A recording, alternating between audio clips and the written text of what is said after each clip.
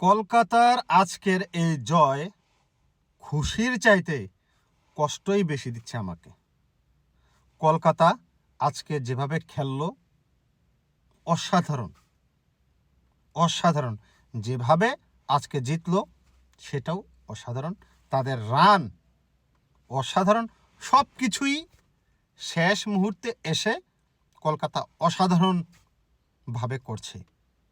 আর শেষ মুহূর্তে এই অসাধারণভাবে করার কারণেই আসলে মনটা আরও বেশি খারাপ হয়ে যাচ্ছে যে কেন রে ভাই, শুরুর দিকে দুই একটা ম্যাচ যদি এমন ভালো খেলতো তাহলে কলকাতার এমন দিন দেখতে হতো না।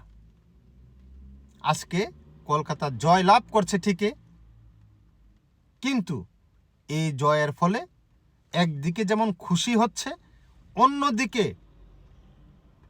কষ্ট লাগতেছে যে তারপরেও মনে হয় দ্বিতীয় রাউন্ডে যেতে পারবে না।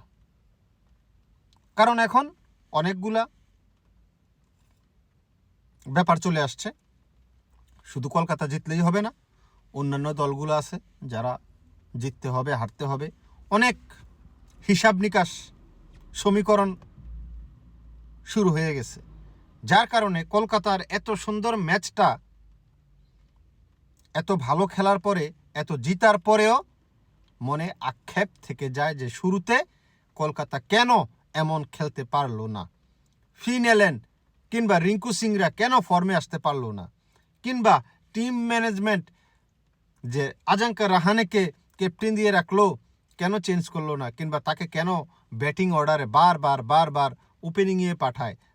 আজকেও দেখলাম 14 বলে 14 রান করছে।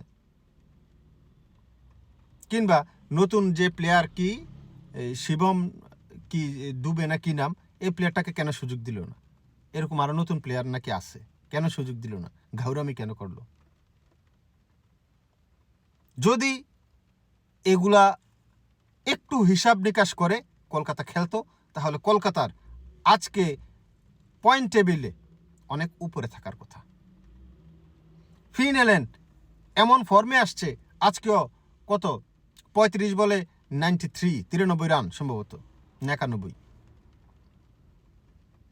রাঘুবংশী 44 বলে 82 রান, অসাধারণ।